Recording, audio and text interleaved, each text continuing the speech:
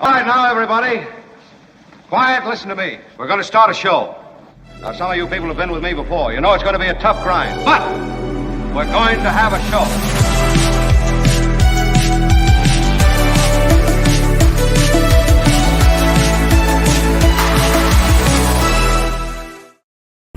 What up, everybody? Yeah, we're here.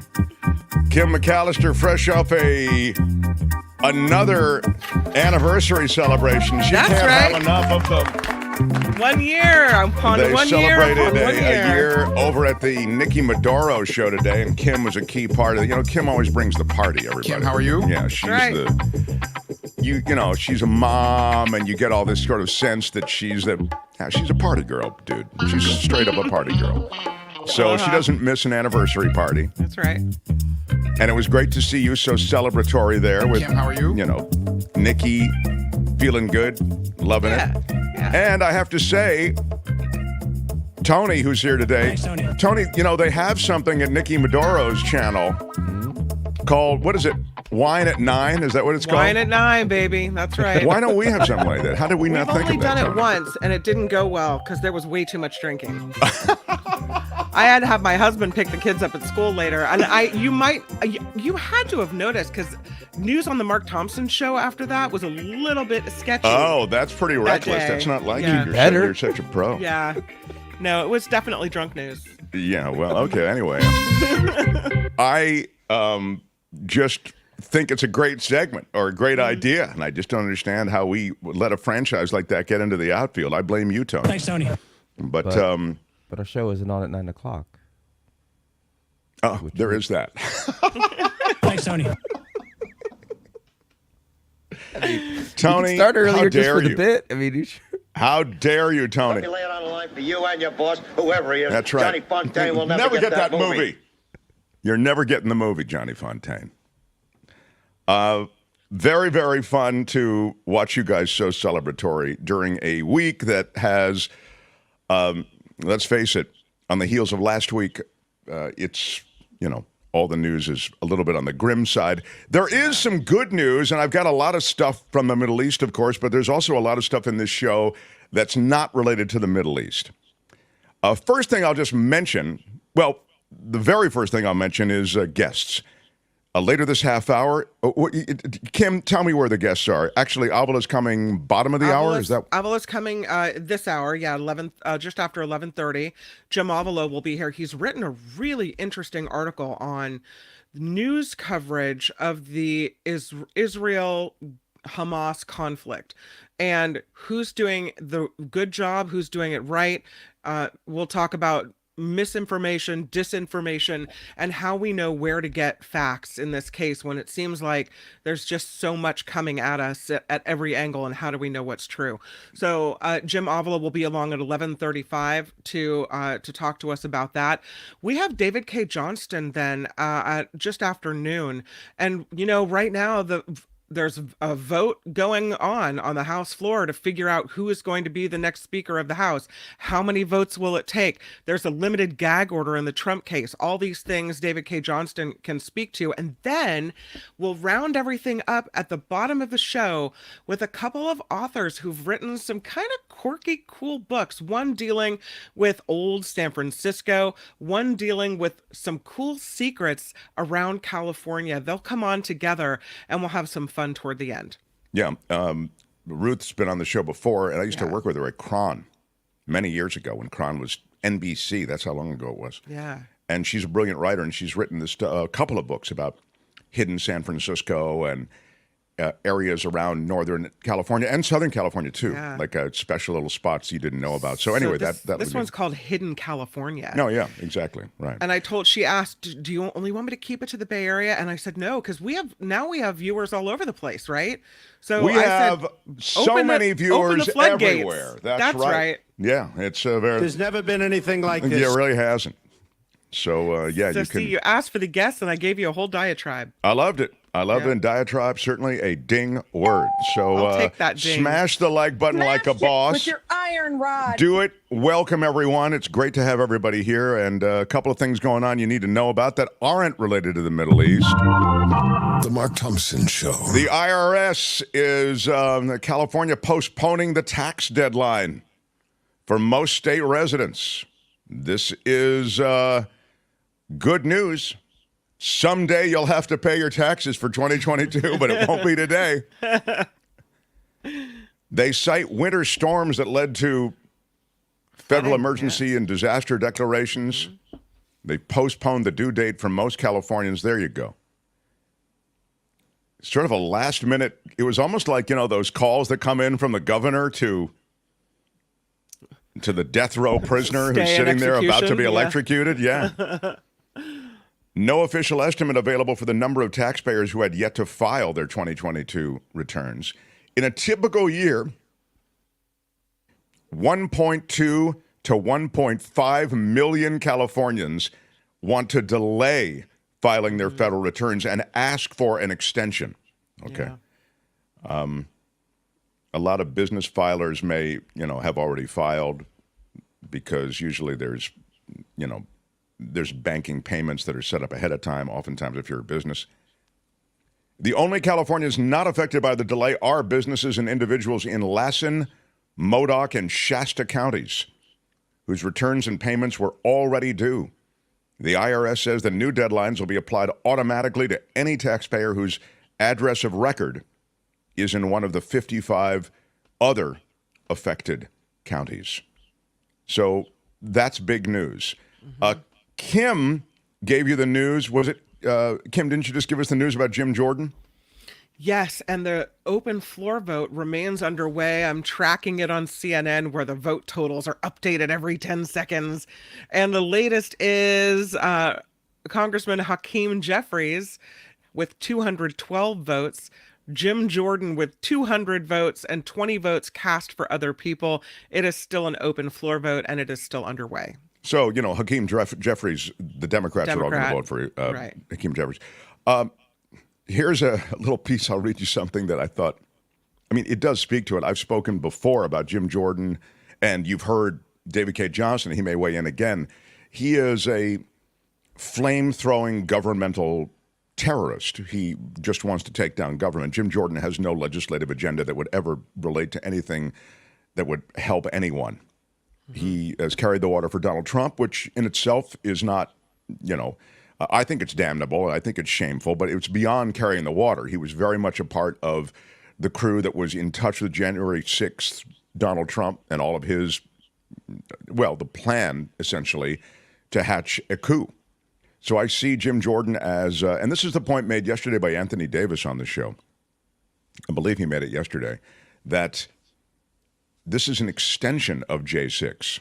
This is an extension of trying to take down the government. This is an extension of a coup attempt. So Jim Jordan, I saw this piece of this, that Jim Jordan should be expelled from the House, not made Speaker. The Ohio Republicans spent the aftermath of the 2020 election spreading lies and plotting to reverse its results. Now he might become Speaker of the House.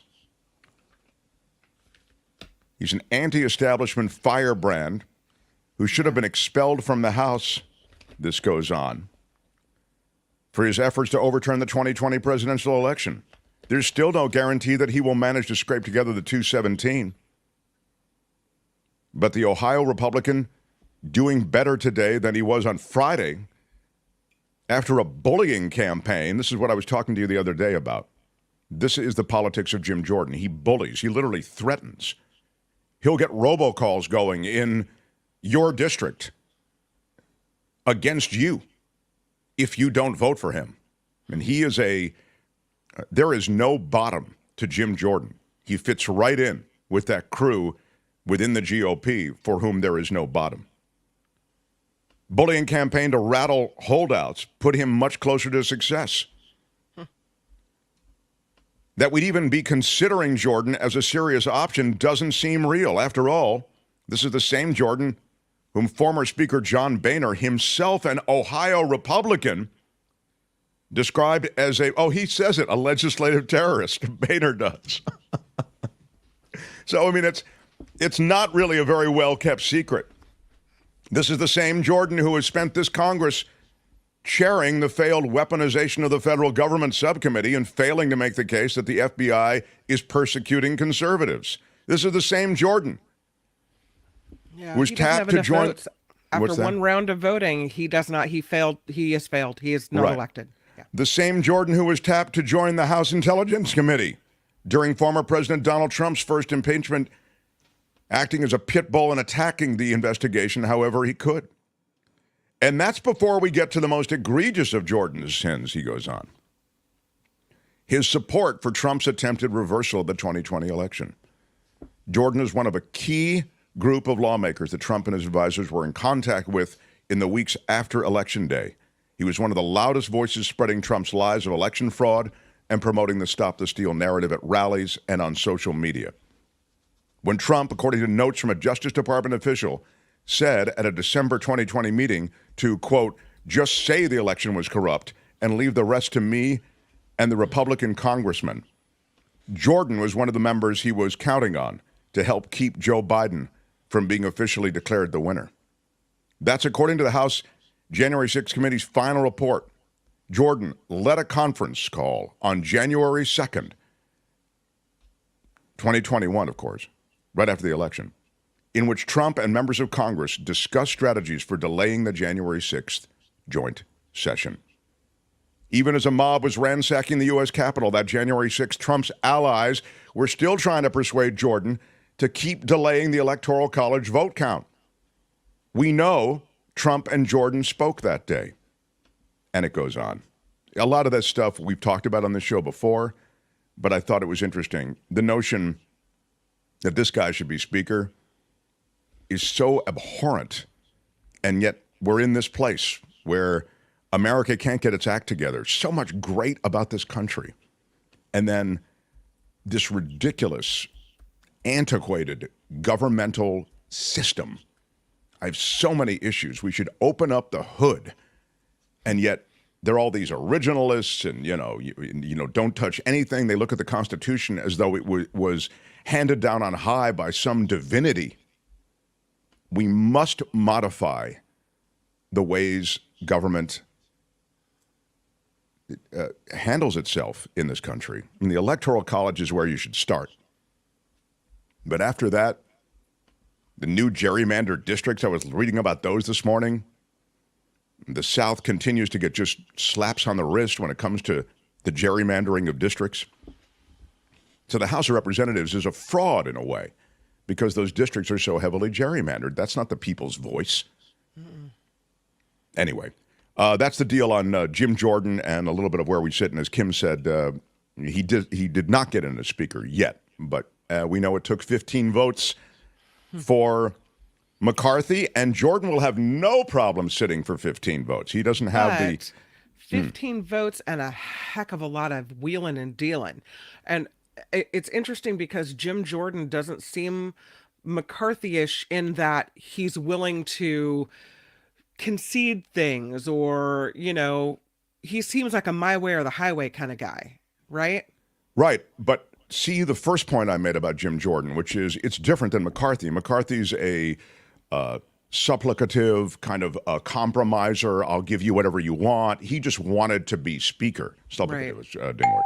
But I will caution you before you say, well, you know, Jordan's not going to guy who's going to, yeah, I get it. He's not going to make friends, but he's going to get it by intimidating people. Yeah. Again, you have no sense of the machine of intimidation that's around Jim Jordan.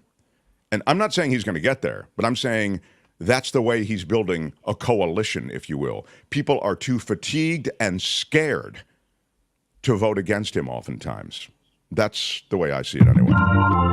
The Mark Thompson Show. Meantime, Israel needs a U.S. ambassador. Is that right? There's no U.S. ambassador to Israel? The Senate returning this week following a week-long state work period. It's first time in session since the attack on Israel. And among the upper chamber's top priorities will be advancing Joe Biden's pick for ambassador to Israel, Jack Lew. That hearing will take place tomorrow. He served as a White House Chief of Staff, then later Secretary of the Treasury under former President Barack Obama. Many years of government experience. During the Clinton administration, he was also in government. Tom Cotton, Republican senator from Arkansas, accused Liu of being an Iran sympathizer who has no business being our ambassador. He said that on Fox News Sunday. I know Democrats, this is a quote from Cotton, I know Democrats are saying we need to confirm Jack Liu quickly to show our support for Israel. I would say it's the exact opposite. We need to defeat Jack Liu's nomination to show that we have a new approach to Iran. So, America again continues without a U.S. ambassador to Israel. Pretty amazing when you look at the situation in the Middle East and how The Mark Thompson Show. How volatile it continues to be. You know, I'm trying to decide whether we should get to the Middle East stuff now. I had something that's unrelated to the Middle East that I saw in the Mercury News. I wonder if I could do that. Would that be okay? Yeah. Instead of getting right to the Middle East, everybody, would you be okay with that? All right, let me. I was just reading this article about. It just hit me from the Mercury News, and it's kind of cool. So it's about leaving California. So here we go. All right. The Mark Thompson Show. If you want to leave California, what's the best state to move to in Hawaii. 2023? What? Hawaii. Hawaii? Yeah. You don't even want to wait for the choices? You just No, want to wait? that's Hawaii. It's either one or the other. I mean, I'm with don't you. try to put me anywhere else. Yep. Everybody wants to move Island to time, Hawaii, baby. they say. Thank you. Yeah. Yeah. During the past 2 years, 1.6 million Californians left for other states. So this Mercury News writer says that they have put together a list, kind of spreadsheet, on what you may look for in the place to which you're moving. Leaving California sort of thing. 7 columns ranking the potential of other states for ex-Californian wannabes. Stats on state economies, demographics, health climate, politics. 49 other states were graded for costs, wellness. What is this? That's probably me. Jobs, fun, culture, and safety. Fun. Ooh. They Fun is part of the Hawaii experience, I would think. That's I always right. associate Hawaii with fun. Yeah. Anyway, they combine all the, scorecards. And in 7 scorecards combined, the top state for an exiting Californian. This is interesting. What's the top state for an exiting California? And I'll help you. It's not Hawaii. Well, it's got to be one of the 3 most popular ones, right? It's either got to be Idaho, Texas, or Florida. Tennessee is popular, says Becky. All right. Idaho, Texas, or Florida, you say? Huh. Yeah. That's Sadly. I think those are indeed very popular. But that's not the way, I'll remind you, that this Mercury News writer evaluated things. Okay. Not the most popular places to go, the best places to go based on those things I was telling you about. Wellness, costs, jobs, fun, culture, safety, Yeah. climate. So it's not Hawaii. You're putting some up there. Montana's, I got to tell you something. I'm envious of the air in Montana. What I wouldn't give for a nice deep breath of Montana air. Tennessee or Idaho. Yeah. Idaho, I am awarding points to Idaho. It's not correct as the top, but it is in the top couple. Here are your answers. My scorecard for a highly compatible California exit. Utah, What? Minnesota, Idaho, Cold. and Washington. Actually, the way the article's written, it's Utah, Minnesota, Utah, Idaho, and Washington. I guess they really like Utah. so good that they named it twice on their list. At the other end of the spectrum, what are the states to avoid if you're moving from California? What state should you avoid? And I will award points. There is one state that's on top to avoid. And then the next couple I'll award points for as well. What state, if you're moving from California, should you avoid based on all of those metrics that I mentioned? Costs, wellness, jobs, fun, culture, safety. Any guesses? I see it. Kansas, no. I would have said Alabama, Mississippi, Florida. Yeah. I am Yeah. going to. Who is that? that was Vicky. Vicky. I will award points to Vicky. Indeed. The other end of the spectrum, the state to avoid was Mississippi. Mississippi. It Yeah, had got 4 too. grades in the bottom 5. Oh. The next lowest, Arkansas, Louisiana, Alabama, and New Mexico. Yikes. Yeah. No, thanks. Yeah. Florida was number 17, by the way, Kim, just because you mentioned Florida. Texas was 28th based on those categories.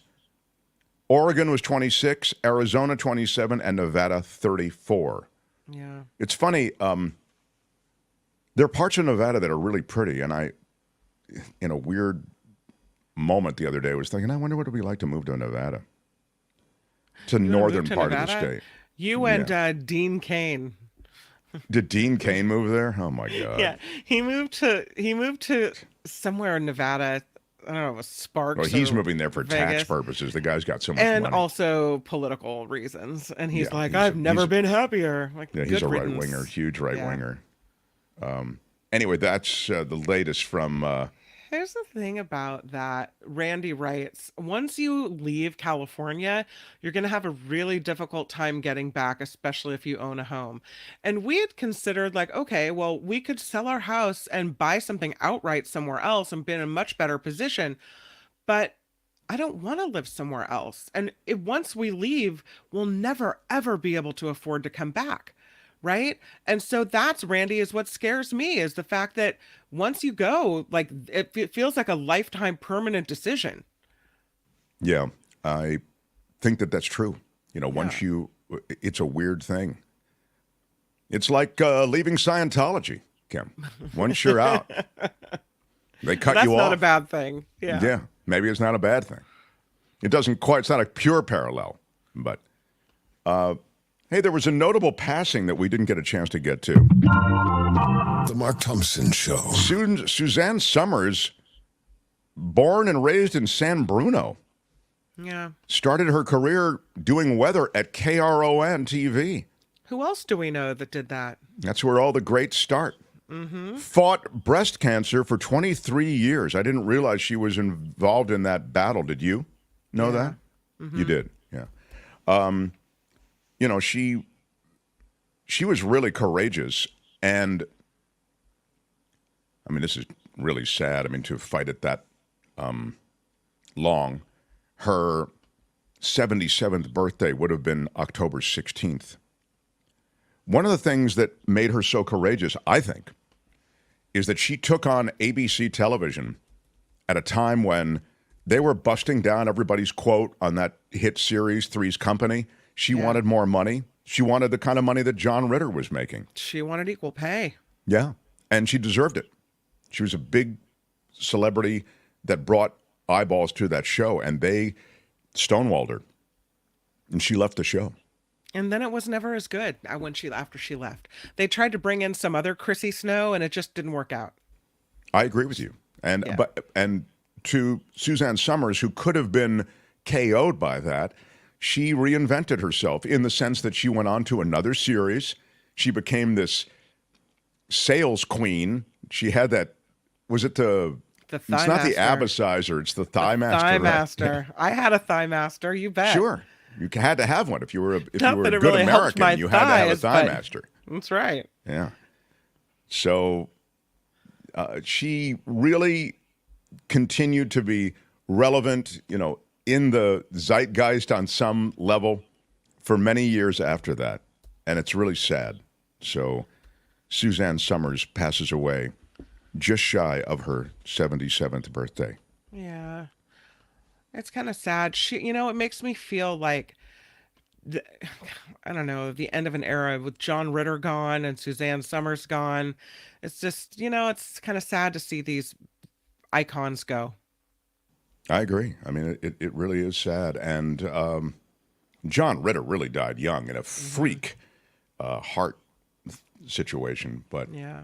Do I have time for Law and Disorder, Tony? Can I do that? Yeah, let's do it. Okay. We'll do some Law and Disorder and then Kim's News and then Jim Avila on Middle East news and where you're getting it, how you're getting it, and what's involved in Middle East news. So we'll get to that in a moment.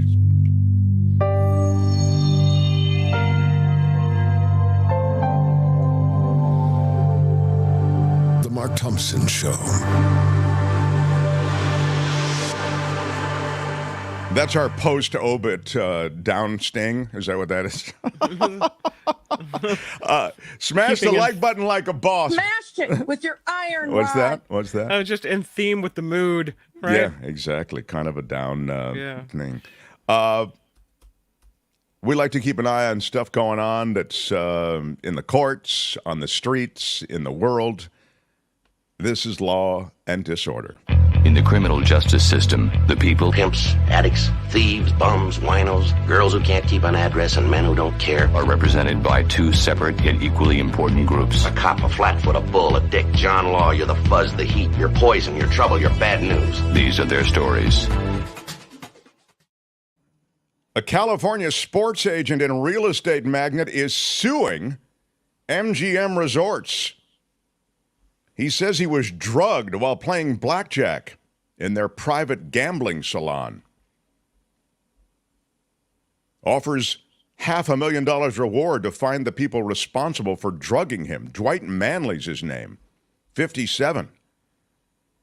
He lost more than $2 million during a night of blackjack at the Las Vegas casino, the MGM. $2 million? Yeah, playing blackjack. God. Were you up at all at any time? The suit alleges fraud, negligence by the casino, claiming that it kept extending his credit millions of dollars even though his behavior had become visibly erratic. It says that after 3 hours, Manley tried to get up from the table, but he was so disoriented that he couldn't stand or walk without help. And he's saying he shouldn't have been permitted to continue, and they shouldn't have kept extending there has to be video of that, right? I mean, if there's video of him being all loopy, or did you just lose $2 million and have regrets and want it back? The lawsuit says that they moved him to another blackjack table to continue his gaming instead of providing any kind of help. And this is a serious thing. It's a big lawsuit.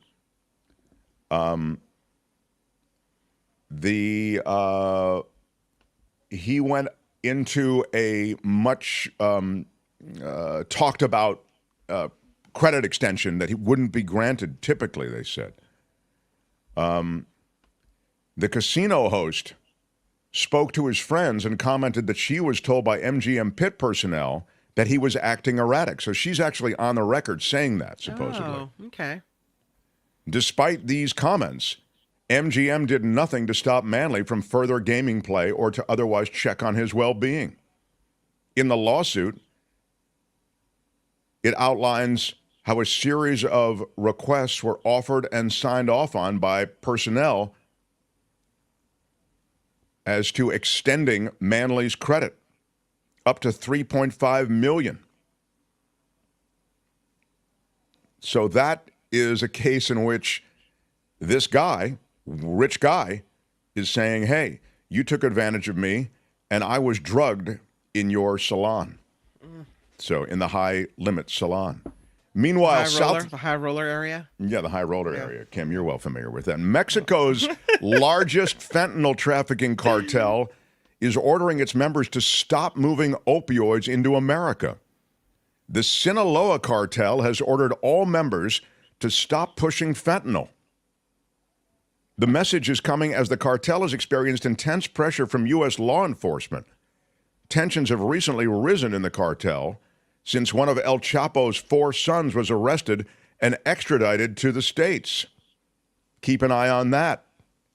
And the FBI is being sued for allegedly stealing gold coins after a raid. This is a story that is one that we reported on the radio, on KGO radio. Oh. They're facing allegations, the FBI is, of losing or possibly stealing stuff that they seized in a raid on U.S. private vaults. That's a Beverly Hills-based company. Here's what happened.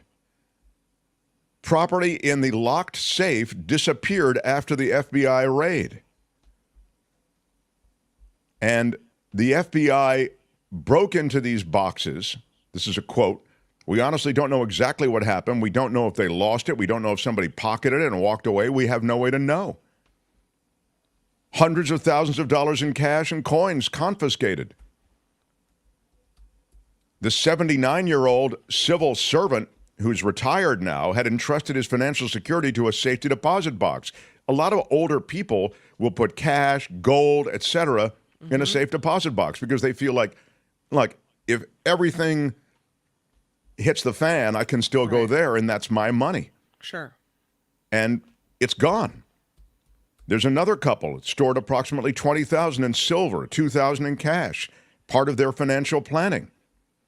Now, the FBI's involvement stemmed from an investigation into this company, U.S. Private Vaults, which have been accused of conspiring to launder drug money, because also drug money and money associated with black market and illegal activities, that finds its way to these safe deposit boxes. And that money is slowly taken out, cash is typically, and then it's laundered in different ways. 110 gold coins completely lost. When they visited the FBI's office to retrieve their belongings, people say things were missing. The FBI's explanation was that in the rush to process a large volume of property, they had abandoned their initial plan to record the process, opting instead for inventory paperwork. Wow. What? That is so weak. That's a weak excuse. There's literally been no explanation. I think you have to assume that it's the simplest explanation, and I think, unfortunately, the simplest explanation they're saying here, this is a quote, is that they took it or lost it. Wow. Somebody Pretty brutal. Somebody snuck back in and swiped it. Yeah. There's never been anything like this. Well, okay. That's Law and Disorder for today. Tune in again next time for more Law and Disorder on The Mark Thompson Show. All right, that's it. Let's roll. Hey, let's be careful out there. Smash that like button like a boss, damn it. Smashed it with your iron rod. Hell yeah, smash it. Smashed it with your iron Smash rod. the crap out of it. Smashed it with your iron rod. I get emails occasionally saying, love the show, hate the smash it thing.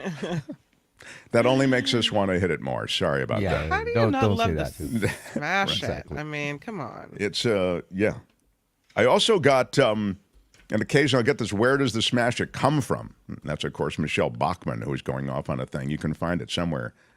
And I also, just this past week, for our anniversary, got the question, where does the drop, this is no picnic, no summer camp. This is no picnic, no summer camp. Where does that come from? That is the pilot episode of T.J. Hooker, believe it or not. Oh, really? Yes. And that same person who asked about that asked, is there a central place where you've posted where all the drops come from? And the answer is no. But if you ask, we'll always answer it if we can tell you. So smash it like a boss. With your iron rod. Kim's news capsule, then the great Jim Avila on reporting out of the Middle East on Israel and Gaza and where you should get news that you can depend on. We'll talk more about that. David Cay Johnston in the next hour, and then we will change things up with Ruth Carlson and her partner on the new book about hidden treasures of California. Mark Thompson Show. The Mark Thompson Show.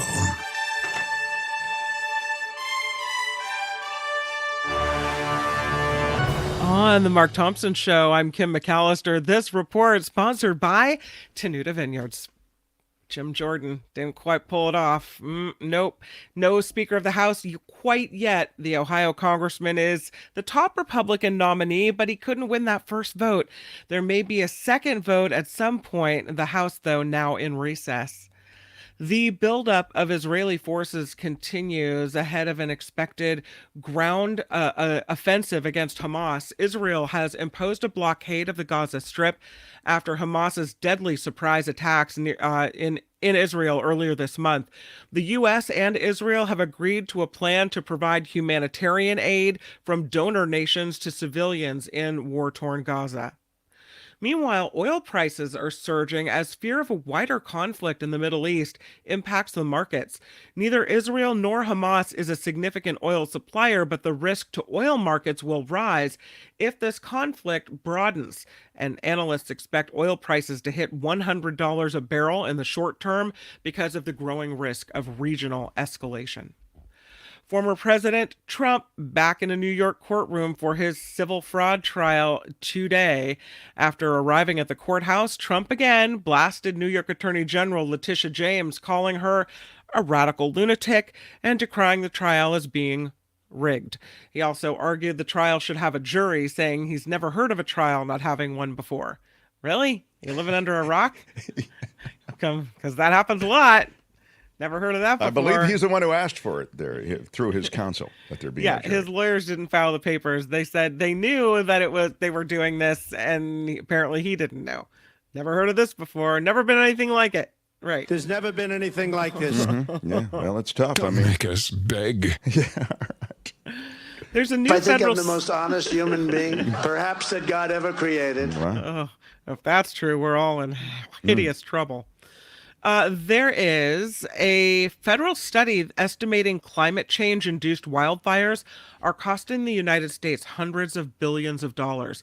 California Congressman Mike Thompson says it underscores the urgency of addressing climate change to reduce the risk of major wildfires. Democrats saying the cost range was calculated from estimates related to property damage, deaths and injuries, health impacts from wildfire smoke, and a host of other factors as well. Basketball game didn't go too well for Terrell Owens. The NFL Hall of Famer receiver was hit by a car after an argument during a pickup basketball game. According to police, Owens was playing ball in Calabasas, California, when an argument broke out. It's not clear if any punches were thrown, but investigators say a man drove a car into Owens' knee right after the game. The driver still being sought. About 1 year ago, Owens got into a disagreement with a neighbor who was later charged with second-degree misdemeanor. Weeks later, Owens was captured on video knocking down a heckler outside a Los Angeles drugstore. Wow. Owens, of course, played 15 seasons in the NFL with the San Francisco 49ers, Philadelphia, Dallas, Buffalo, Cincinnati. He is the number 3 all-time for receiving yards and touchdowns and 8th for catches. He was T.O. T.O. apparently misses the contact. That's what I'm getting from that. Gosh. I mean, T.O. It's over. The pads are off. Let's just take it down a little bit. A really serious basketball game is what happened there. I mean, they're playing to win. Well, they're playing with cars. That's a very different kind of game. This looks like a fun place, kind of, or not. A nightclub in downtown San Diego offering to settle a lawsuit with men's rights activists. The Omnia's parent company is offering a $200,000 settlement in one of 4 lawsuits alleging gender discrimination against men. It's unknown if the settlement was accepted. This coming after 4 men claimed the Omnia nightclub in San Diego made them pay a higher cover charge than women. And they had to be... It was wrong, it was stupid, and I'm trying to be a better person. Well, maybe that's the apology they needed. Men have to pay, and they had to be frisked or patted down when their female counterparts did not. There is no defense for my conduct. No, man, that is not right. Yeah, you had to be frisked, and I got to go right in. In the filing, Men Well, I have to claim- say this though. These days, I'm for frisking anybody, anywhere. I go to the I'm sorry. It's dangerous out there. So this is a strip club. Is that what this is? You kind of like It's a men's night. club. This is a nightclub. Oh, so it's not a strip club. Okay, it's a nightclub. I don't believe this is a strip club. I think this is just your general nightclub. But, Okay. you know, they like to have a healthy amount of ladies in the club. So if there's more men than ladies, maybe they let the ladies in. And I see. I don't know. Okay. Thompson, party of four. Well, yes, we've got a table near the dance floor. Yeah. Right, in one of those little pits right there. Look at that. Yes, one of those pits. The fun Fancy. pit. Yeah. There's a reason that this place is fun. We don't want to know what's going on in the pits, I'll tell you. Oh. So, yeah, the men had to be frisked. The ladies did not. In the filing, the men claim Omnia profited from their years of serial sex discrimination and gender apartheid against men. CBS 8 there in San Diego spoke to San Francisco attorney Chris Dolan, who specializes in gender discrimination lawsuits, and he says cases like this are on the rise in the United States and calls it a weaponization of the law. Wow. This is a lot wrapped up in this Omnia nightclub case. I know, but look at the pretty lights. Moving on. Not so fun at the library. Actually, the library is a lovely place, especially if there's a long overdue library book to spice things up. One of these stories back in the stacks at this New York library, Westchester's Larchmont Public Library, featured here, received a book in the mail from Virginia, and when they looked at its due date, it had been checked out this month in October of 1933. Wow. Yeah. Library officials say given normal overdue fee structures, Joseph Conrad's Youth and two other stories should set the borrower back about $6,000. But because of a library policy, there's only a $5 charge because after a certain period of time, the book is considered lost. So they just thank the sender, waive the charge, Ta-ta. and that's it. Man, that seems extraordinary. I don't know, like you at least get a written apology from the... Did the person actually bring it back after all that time? No, they sent it through the mail. They sent it through the mail. No, that's They smart. just wrapped it up and shipped it. So, congratulations. Here's a book from 1933. It was wrong, it was stupid, and I'm trying to be a better person. You've had decades to think about being a better person. This report is sponsored by, yes, they are, amazing people. Okay, enough of the drop. Tenuta. Yes, And okay. Tenuta says if you give them 30 minutes. I'm sorry. Tony, If please. you give them 30 minutes, they'll be friends for life, and they mean it. It's the truth. They're nice and kind and lovely, and they have great wine, and you should order some. And you get 10% off because you're a Mark Thompson Show listener and viewer, and we love you, and so do they. So get your 10% off. All you have to do is call them and say, smash it with your iron rod. Wow. Smash it with your iron That's the rod. phrase that pays, as they Thank used to you. say. Yeah. That's Okay. the phrase that pays. The phrase that So pays. You call them Smash and you it with say your iron that. rod. Call Tenuta. In And Livermore. hopefully you give it a little oomph. You don't just, smash it with your iron rod. No, you really get into it, right? I don't think you need to get into it. I think you just need gotta to call get them into and say it. There's no boring here at the Mark Thompson Show. All we right. punch it. Okay. Right? All right. Whatever you say. And so you call Rich at Tenuta, and he's going to give you your 10% off when you give it some oomph and give it some feeling, really. And all you have to do is call him at 925-699-4576. You're good to go with your 10% off. They have some great events coming up, some grape stomps as well, so make sure to ask about that. I'm Kim McAllister. This is The Mark Thompson Show. Ladies and gentlemen, I'm Shadow Stevens. This is the Mark Thompson Show. Keep it to yourself.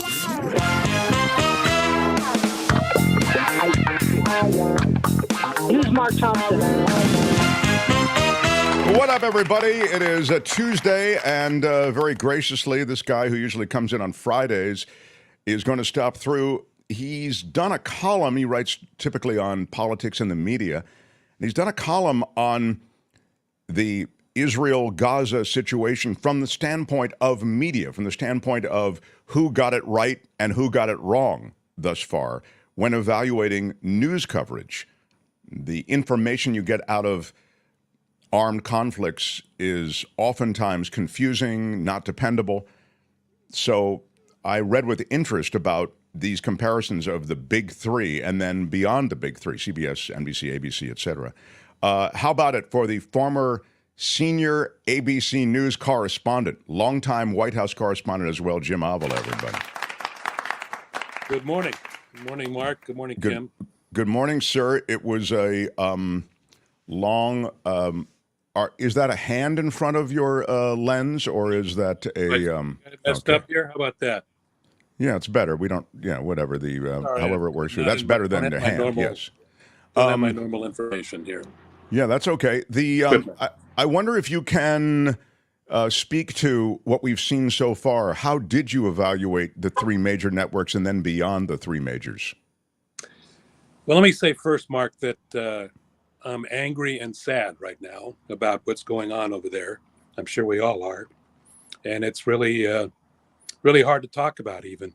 Right now, in fact, and I think Kim will find it on her news, that they're reporting that a hospital now has been hit in Gaza with more than 200 people who were in the hospital. And the Hamas is saying that it was an Israeli bomb from an airplane. And Israel is saying they don't know yet what it was. But more just the death and carnage continues, and it's just very sad. And in fact, it's very hard to watch. The continuing coverage, because it's just one sad thing after another. What I wrote about was the initial, especially the initial few days of the coverage by the networks, ABC, CBS, NBC, and also CNN. What I found is that, of course, the networks are far behind, especially at the beginning of something like this happening, and they're far behind because they no longer staff places like Jerusalem. We used to have a full bureau. When I worked at NBC and ABC, we had full bureaus there, including a correspondent and bureau chief and some producers. So when something like this happened, we would be ready to cover it right away. And even when people would go on vacation, I remember when I was at NBC, if the main guy went on vacation in Jerusalem, I went in to cover for him. They would not leave it uncovered. But the economics of major networks nowadays means that everything is covered out of London. All the correspondents are now in London. All the producers are in London. They may have a stringer or two around the world, but there's nobody in the Far East for most of these networks. CBS does have somebody in Tokyo. There's nobody in Jerusalem or Cairo or any of these places, or Jordan, where there used to be correspondents.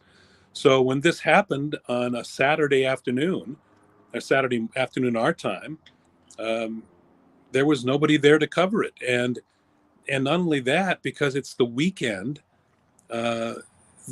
crews have strong people who work in New York and Washington, but everybody else is off. And there's only a few people working in New York and Washington. And so they have to put out an all call.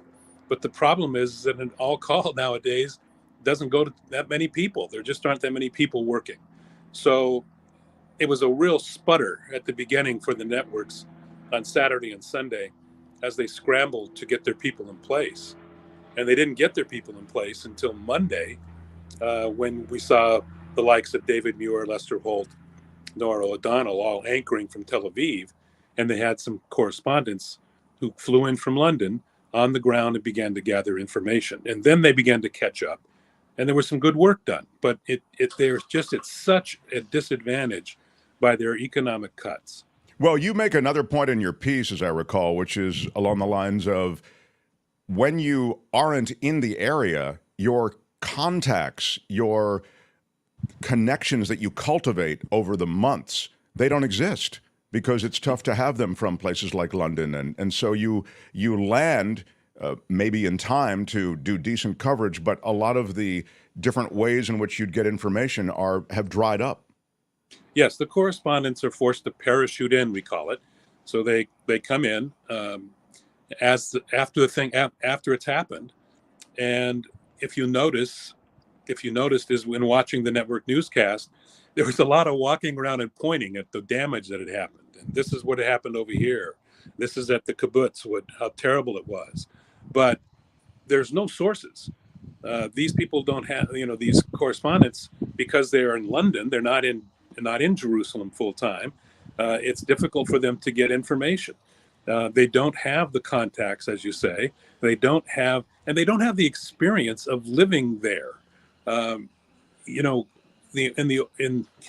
always hate to say this because in the old days, because I'm old and you sound like an old man about how it used to be great. But I have to say that the correspondents in the old days who lived in that area, there was a guy named Martin Fletcher who used to work for NBC, who lived in Tel Aviv, and he knew what it was like to live under siege.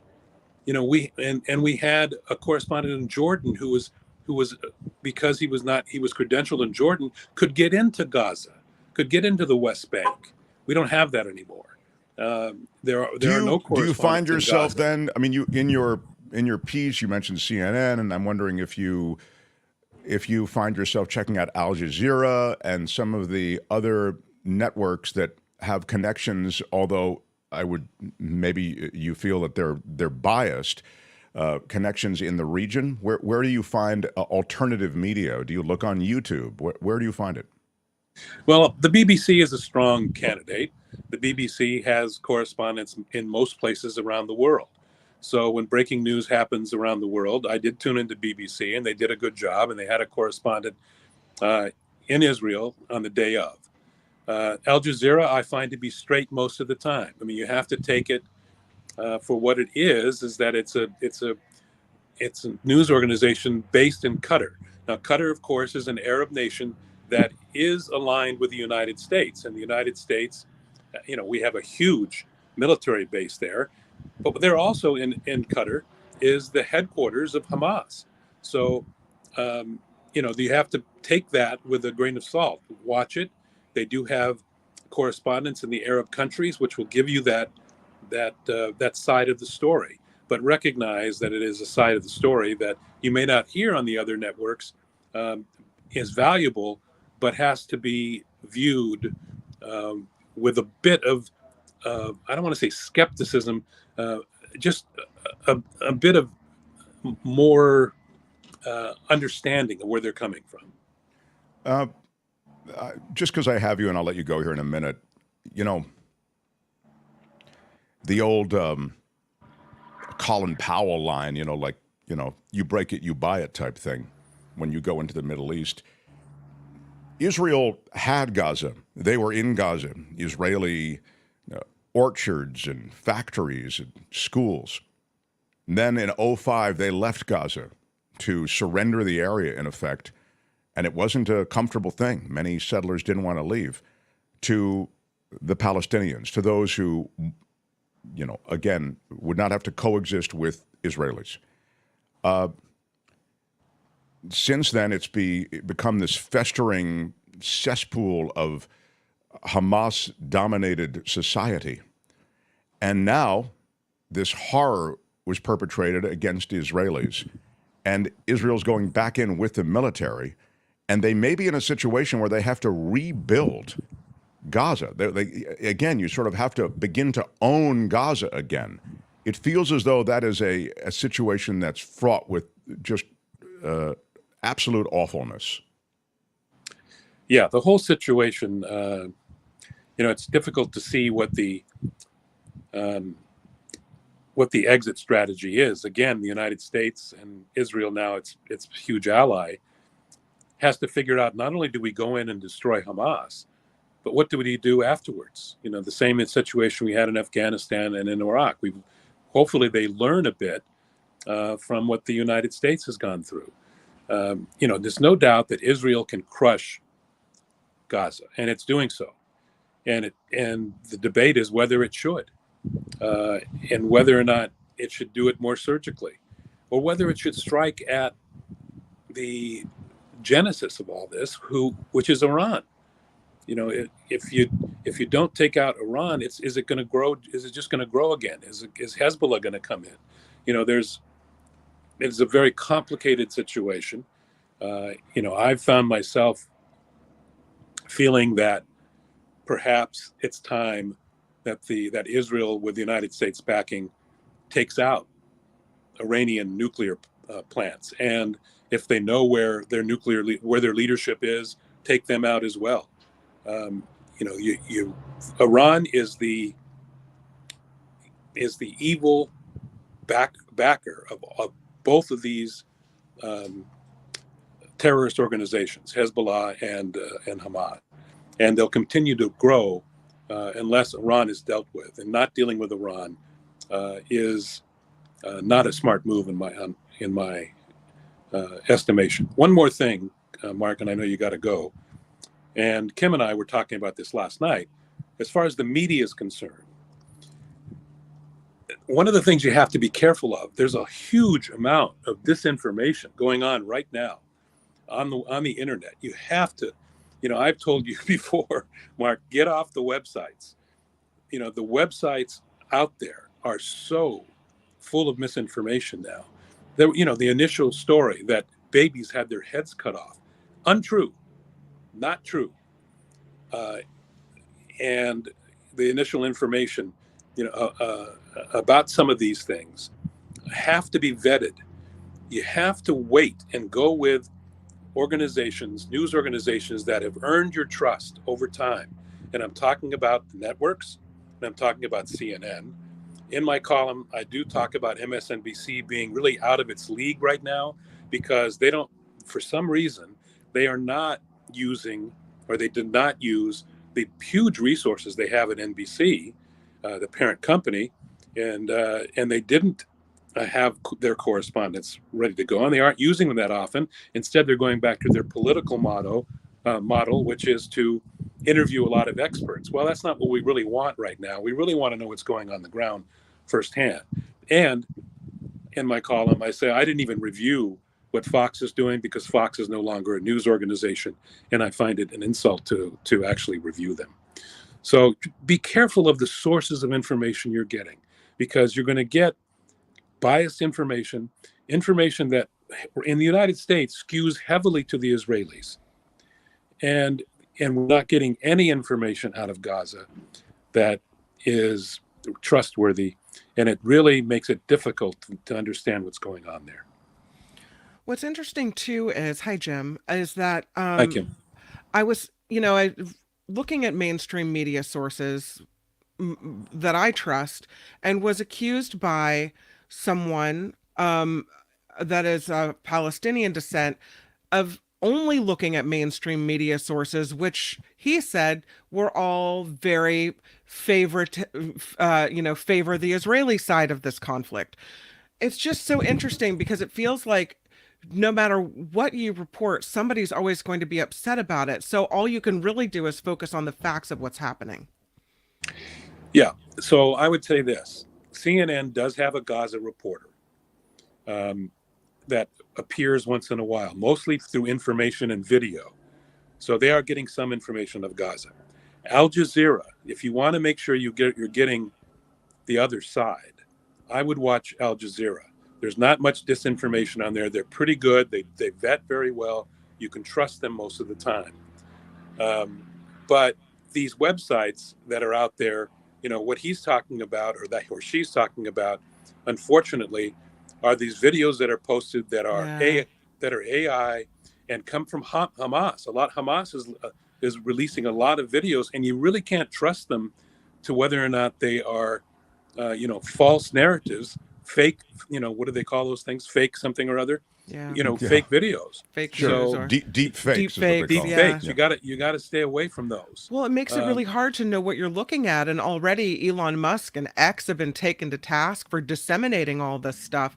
And it's really hard to know when you're on social media, are you looking at news or are you looking at war propaganda? Well, look at the correct sites. Don't look at the videos on their own that come from Hamas, come from people on the ground who are not journalists. Look, I know everybody calls themselves a citizen journalist because they have an iPhone. I'm sorry, that does not hold water. You are not a citizen journalist. You are not a journalist. Journalists are trained to vet things, to understand the source, and even they get fooled on occasion, but it's rare. And when they do, they come back and they say, that was wrong. Here's a correction. So that's my advice, is to stay off of those.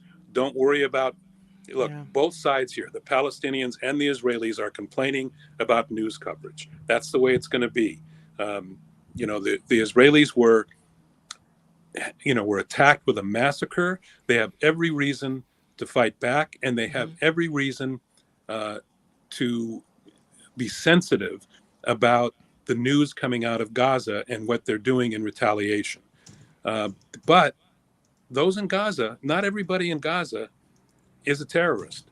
There are, millions of people there who are good people, good Muslims who didn't vote for or support Hamas.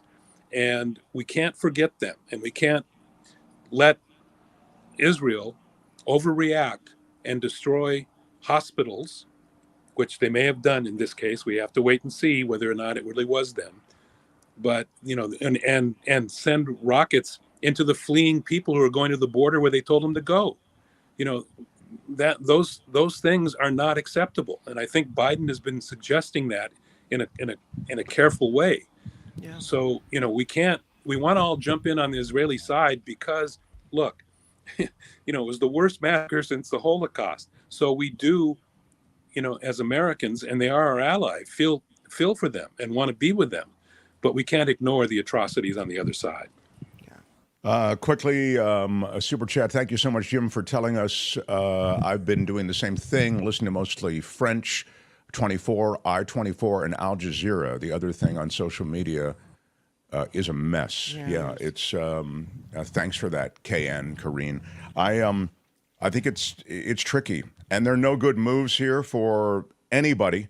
The latest from, of course, the U.S. is the President of the United States is going over there, so you can't really find much greater, higher profile support, and I'm sure they've done the arithmetic on that. I think that he's trying to, and he will announce a humanitarian area and maybe a humanitarian passage in southern Gaza.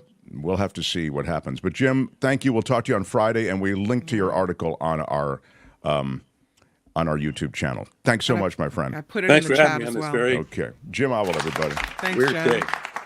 Yeah. What a great article. Stuff. What I love about Barrett Media is whenever Jim Avila writes an article, they put it like right at the top. It's front and center. So he's above the fold and right on that page. And I put the link in the chat. Yeah, I like that about Barrett Media. That might be the last thing I like about it. The Mark Thompson Show. Kim's news, quickly a news capsule, and then the great Pulitzer Prize winner, David Cay Johnston. Smash the like button, and Kim's news next. Mark Thompson Show.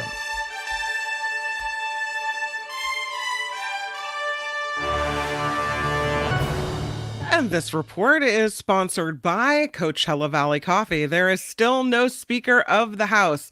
Ohio Congressman Jim Jordan, the top Republican nominee, couldn't quite pull out that first vote. It was a nope.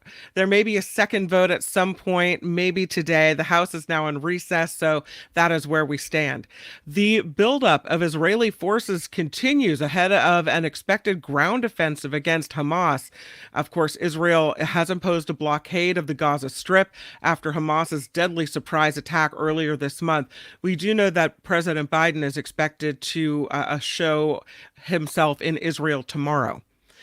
Oil prices surging because of fears of a wider conflict in the Middle East, possibly impacting markets. Neither Israel nor Hamas is a significant oil supplier, but the risk to oil markets will rise if this conflict broadens. We do know today that former President Trump is back in a New York courtroom for his civil fraud trial. After arriving at the courthouse, he let Letitia James, the New York Attorney General, have it, called her a radical lunatic, said the whole thing was rigged. He's not, I don't think he's supposed to say that. He's under a limited gag order. We'll see how that works out for him. He's also arguing this trial should have a jury because he's never seen one that doesn't have a jury before. Okay. Pop star Pink pulling the plug on a pair of concerts this week because of a family health emergency. The singer took to social media to announce her 2 shows in Tacoma, Washington, scheduled for today and tomorrow, are being rescheduled. She's been playing to sold-out stadiums across the country on her summer carnival tour. But again, these 2 shows have been canceled. No, Wolfgang Van Halen, Eddie Van Halen's son and Valerie Bertinelli's son. He's just got married. Yay. Some good news in the news for a change, right? The son of the late legendary guitarist Eddie Van Halen wed his fiancée, Andrea Alsop, Sunday in a ceremony at their Los Angeles home. Wolfgang walked down the aisle with his mother while a song that his father wrote for him was played. So that's very sweet. This report is sponsored by Coachella Valley Coffee, and you got the Mark Thompson Show discount. I'm telling you, this show pays. It's the show that pays. Yeah. 10% off across the board at CoachellaValleyCoffee.com. All you have to do is at checkout, enter Mark T, and you get your 10% off. The coffee's amazing, the tea is amazing, and so is the customer service if you need them. I'm Kim McAllister. It's a smaller roastery, and as a result, you get a lot of personal, as I said, it's hand roasted, all of it, so you get a lot of personal touch. Yeah. So anyway, CoachellaValleyCoffee.com, Mark T for 10% off at checkout. Sorry, go ahead. It's fancy coffee. I'll say that it's definitely upscale. But, well, that's it. Yeah, I mean, that's and as I've told you, you can find cheaper beans, but they are second grow often. You're really not getting, this is all fresh grow. It is just it's the good finest. Stuff. And I'm so proud that they're on the show. I mean, I've been drinking them for years. I never thought they'd be actual sponsors on the show. So CoachellaValleyCoffee.com. Yeah. I'm Kim McAllister. This is The Mark Thompson Show. The Mark Thompson Show. It was great. I loved it. How would you handle this? We could try ignoring it, sir. Morning. You cannot say you love your country. Where are my weed smokers at? Stay at home and get baked. You know what? I just want to mention. I always feel so odd coming out of that sweeper into a Pulitzer Prize winner. But, so it goes. This guy, I have to say this just quickly as we get to David Cay Johnston. He was with us on the radio very generously on KGO Radio. And then when we made the transition to this new media, he stayed with us. And it's made a big difference. I mean, he really is, to me, he's the grand poobah. I really do adore the fact that he's on the show with such great authority, such great investigative work that he's done. He's won the Pulitzer for it, as you know, and he's a best-selling author as well. And when it comes to Donald Trump and government and taxes and money, he is the stop. David Cay Johnston, everybody. Hello, Mark. Hello, sir. Thank you. And I have a bunch of stuff to get to. I want to start with the Trump gag order, which you can speak to. It seems as though Trump, I can't imagine, could honor a gag order of any kind. Well, it'll be very interesting to see if he can. Donald immediately went out and called this the Biden gag order. Absolutely absurd thing, but to his know-nothing followers. And that's what I'm thinking of the MAG movement as, the modern know-nothing party. That will probably resonate with them, even though it's nonsense. But the judge's order, this is the second one for Trump, is quite limited. He is free to attack the Trump administration. What he's not free to do is to attack officers of the court, prosecutors, clerks, the judge, and witnesses. And after all, he called for the execution of General Milley, who may well be a witness in the case, the relevant case. And frankly, any other criminal defendant at this point would have probably been remanded, that is, brought into custody. You don't see mafia leaders, corrupt bankers, drug dealers going out and doing what Trump is doing. It is just extraordinary and tells you how much he believes that the rules do not apply to him. On some level, he's right, David? He's been given a lot of room. Yeah, no, he has. And I think the courts have been incredibly indulgent. probably some of Trump's advisors have said, you've got to have someone we trust to review everything before it goes out. And the trust being the key thing, because Donald often doesn't write these things. You can tell when he doesn't write them because the spelling is correct and there's proper grammar. But, you know, there are people on his staff who will do anything he says. They'll do his bidding. And the lawyers are going to want someone who will keep him from trouble. I also think that Donald has been, at least to some degree, been trying to prod a judge into remanding him, because he thinks that would be big with his supporters. Before that happens, I expect that a judge, and I'll probably mispronounce her name, Chunkin in this case. Right. She's more likely to order him to appear in court and give him a tongue lashing, followed by a fine, and telling him that she's going to move the trial date up, because she had warned about that. If you're going to intimidate or threaten witnesses, we're going to move the trial date up. You can't. I don't think a judge will jail Trump for threatening someone like General Milley, who was a valorous infantryman, known for his smart tactics in combat. He's not intimidatable. I'm not intimidatable. But you know, in the New York City civil case, going after the judge's clerk and just making up the story that she is the mistress of Senator Schumer, that's just, you know, completely out of bounds. And so we'll see. Michael Cohen, just on that point, David, Michael Cohen was saying, I don't know that I want to testify now because I feel intimidated. And Trump has said it was very mobster. Trump has said, I'm going to be in court the day that Cohen testifies. I want to look him in the eye. You know what I mean? It's really old school mobster stuff. Yeah, well, I hope Michael, who I saw last week in New York at the New Republic's Stop Trump Summit meeting, does go through and testify. And after all, he's under subpoena, so they can make him testify.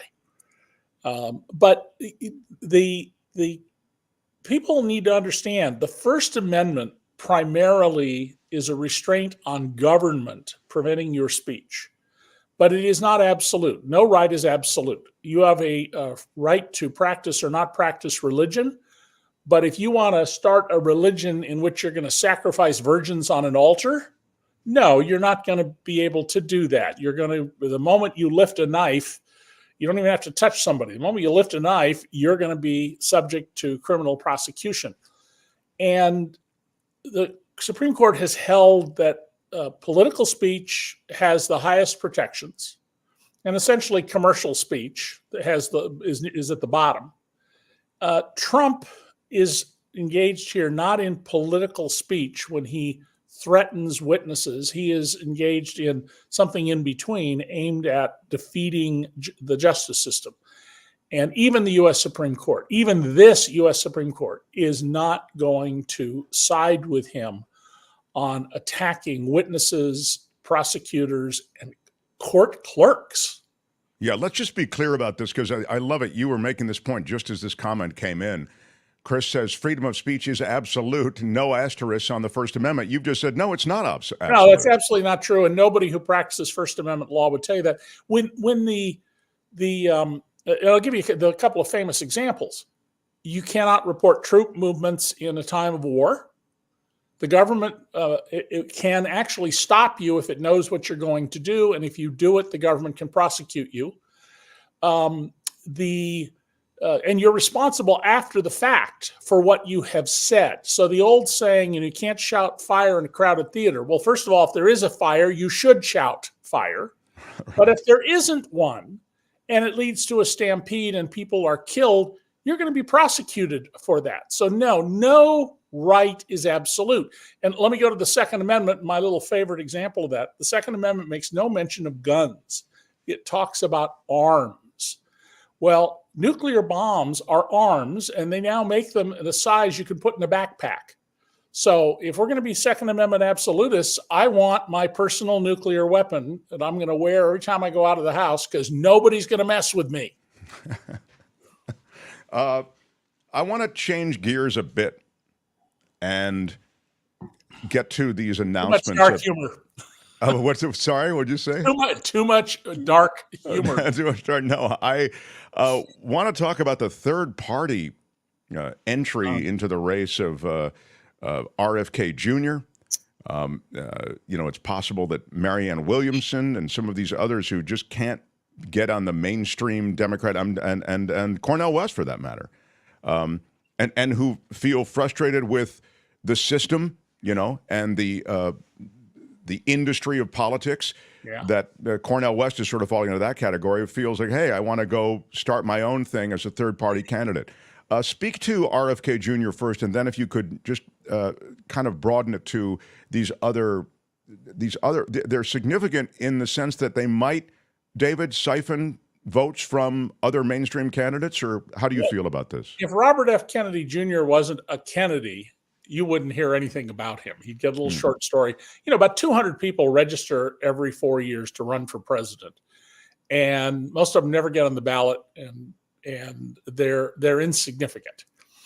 The founders and the framers did not intend political parties. You can find plenty of quotes from the framers of our Constitution who were not only about 1 in 5 were also founders of the country. You will find in them, in their remarks, that they didn't like parties. Well, the reality is we have parties. And so third-party candidates are always spoilers. If it wasn't for Ross Perot's third-party candidacy, Bill Clinton would not be president of the United States. Ross Perot dragged votes away from George H.W. Bush.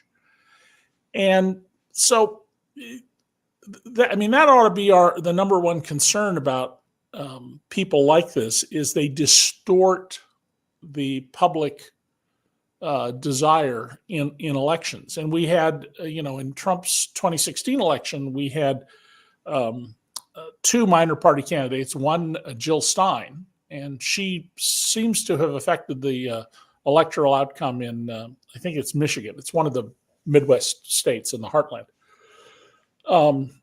But if you want to come up with a better system, come up with one. In the meantime, we've got parties.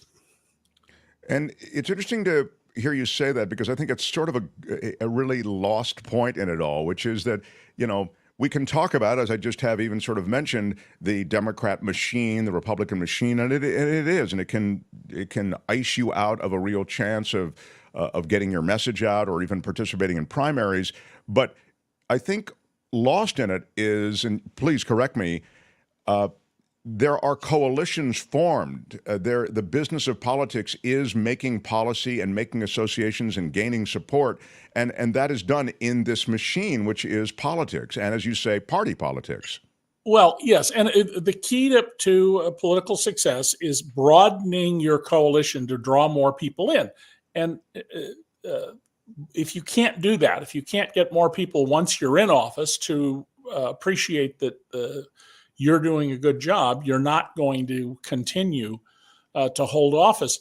But let's not miss 2 important issues that have happened that are distorting our politics. The post-Watergate reforms, something I wrote about a lot back 49 and 48 years ago, have backfired. They've turned out to be an absolute disaster. A handful of people in the country, compared to the 333 million of us, decide, who runs and who gets well funded, and candidates are beholden to those people. They sell their souls to those people. And now we have the dark money and unaccountable money because of this crazy Supreme Court idea that speech and money are equivalents. I can't find anything in the writings of the framers of our Constitution that supports that. But there's a lot about how they would have opposed that. And anybody who wants to read further about it, there's an excellent book called Corruption in America by Zephyr Teachout, who's a professor of law. She doesn't write it like a law professor. She writes it as a popular trade book.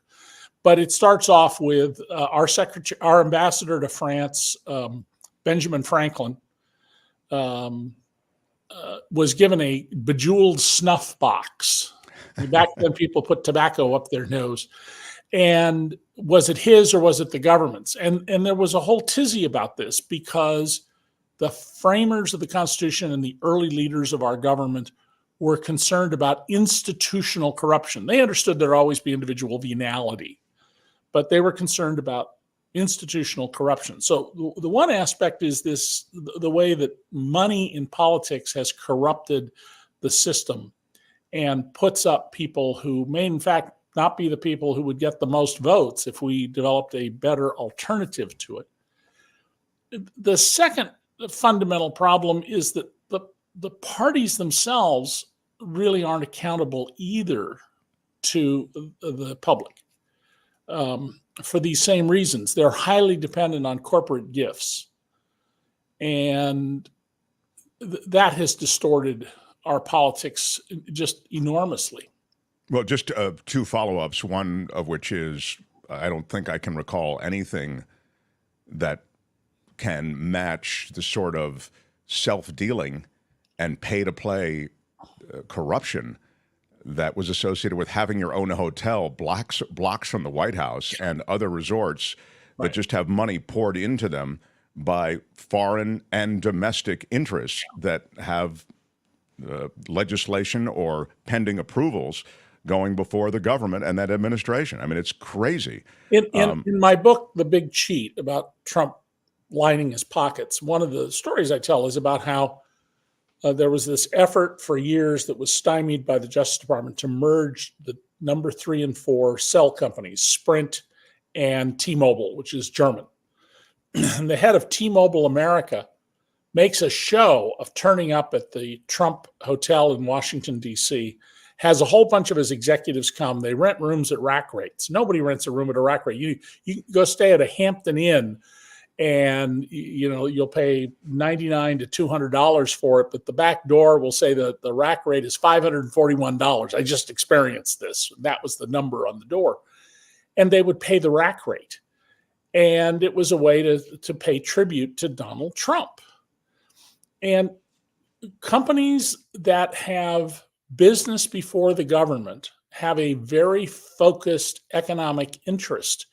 In the book, which you've got up on the screen for those who are watching on the internet, Trump, I relate all the way back to the days after Trump got the electoral college victory, a corrupt deal he was making with the richest man in Japan to allow highly volatile trains carrying Bakken shale oil, which, unless you put an emulsifier in it, it tends to catch fire and explode.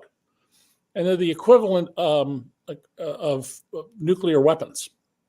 And he was going to let them rail through cities like Reading and Philadelphia at 40 or 50 miles an hour, which sooner or later there'll be a disaster from this. He didn't get it through in the end, but it was all tied up to the support of this Japanese billionaire. Foreign interests should also not have interests in our elections. And yet was always embracing these foreign interests. Well, that was just, especially with the T-Mobile case, where I was railing about at the time on KGO radio. It just seemed so naked. Everything was pretty naked. I mean, it was it was the worst magic show you've ever seen. There was no sleight of hand when it came to the corruption in the Trump administration. Yeah, and I've interviewed people who said to me, well, but he's saying it all out in the open, so it can't be a crime. And it's like, are you serious? I mean, there's no logic to that.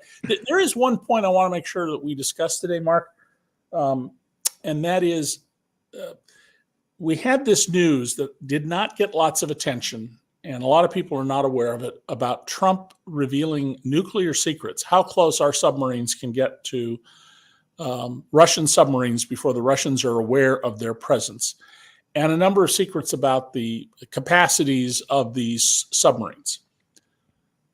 That was not a one-off. That's the only one we know about. But Donald is Donald. He has been shooting his mouth off to people with our secrets left and right.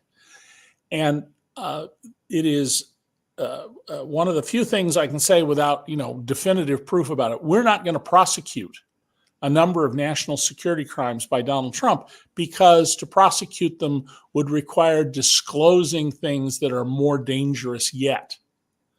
In fact, our government often doesn't prosecute national security crimes, or they go after someone for a secondary crime to avoid having to make disclosures in court. When Robert Hanssen, the corrupt FBI agent in LA who was on the payroll of the Soviets, and they had provided a woman to him, a woman spy to soften him up.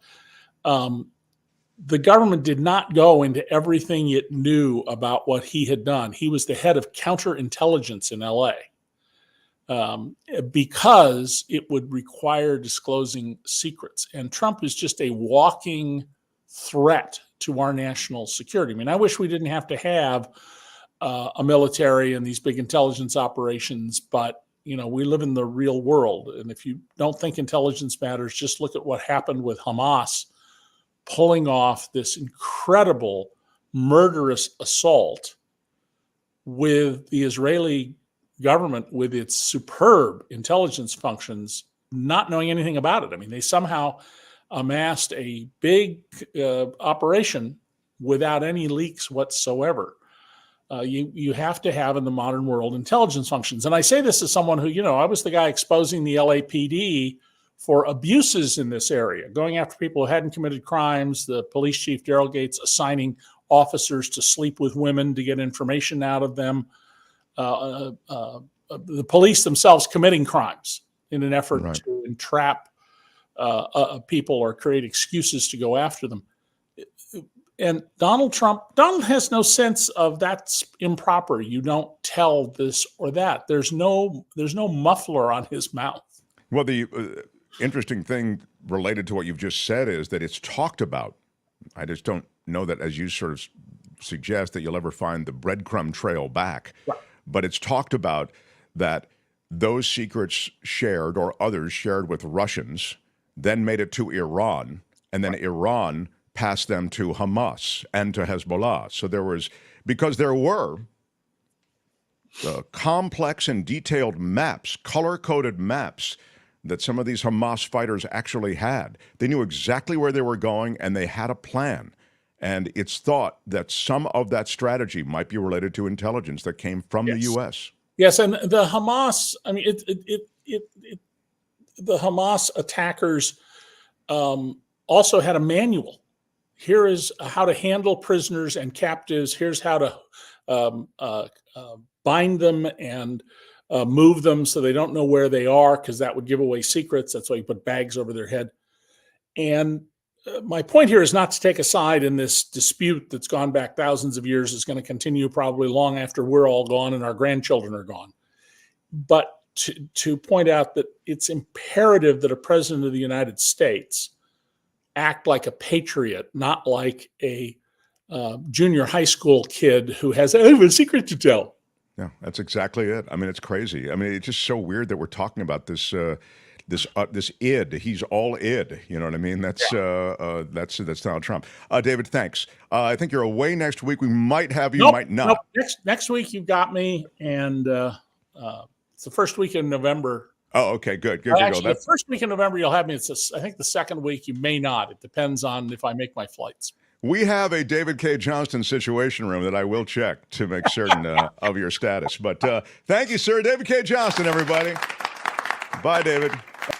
Thanks so much. The Mark Thompson Show. Wow. We are right on time. I can't believe it. That's just incredible. What? I know. I don't know who is producing today. Tony, I guess. Nice job, Tony. Thanks, Tony. Yeah. You're welcome. Any comments I need to respond to? I felt like we integrated them pretty effectively into our conversation with David just a moment ago. Kim's news, and then we talk about California, hidden secrets with Alex Scott and Ruth Carlson. And Ruth's written a bunch of books. Yeah. Yeah, on San Francisco and hidden treasures in California generally. And I'm looking forward to talking to them. And Kim may even participate in the conversation. Oh, look at that. Kim likes to kick it, sit back with her Prosecco and a cigarette and just kind of let things go. Maybe we'll get her involved in the next conversation. All right. Smash the like button. Mark Thompson. The Mark Thompson Show.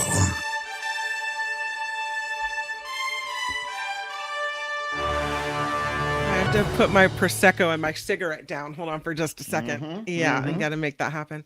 I'm Kim McAllister. This is the Mark Thompson Show. The Ohio Congressman Jim Jordan failing today to get enough votes on the first ballot to become the next Speaker of the House. The House is now in recess. There is maybe a second vote at some point. There will be at some point, but whether it happens today, we don't know. This comes as the House has been without a Speaker for 2 weeks following the removal of Kevin McCarthy. It's about as bad as it can possibly get. I don't know. It can get worse. Can it? Yeah, if Jim Jordan's elected, perhaps. Ground invasion of Gaza by Israeli forces still appears to be imminent. Meanwhile, a Palestinian official, and you heard Jim Avila mention this earlier, a Palestinian official says an Israeli airstrike on a Gaza hospital killed hundreds of people. The difference here is we don't know this was an Israeli airstrike or not. We don't know what caused this hospital to blow up.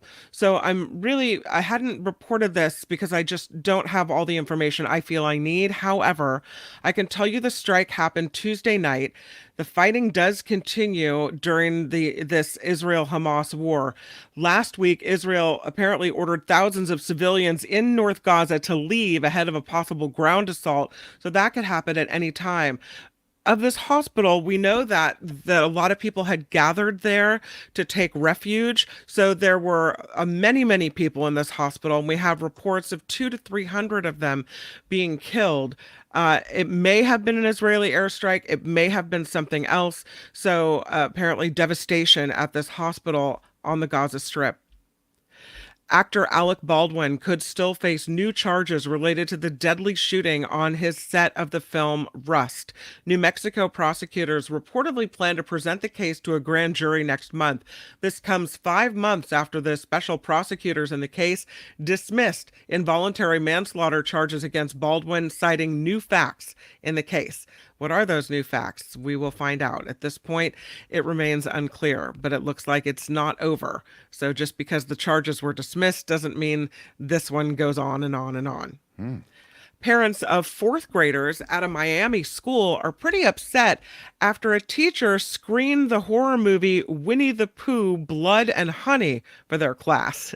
Did she not read the reviews? I don't know that particular offering. It's not a kid's movie. It's a horror movie, like a slasher. Blood and Honey, and it's pretty much a tip-off. I don't need to read like the brochure on it. Perhaps a little lookup of the movie might have been in order. Yeah, CBS it's about News. as bad as it can possibly get. Well, there you go. Now that's true.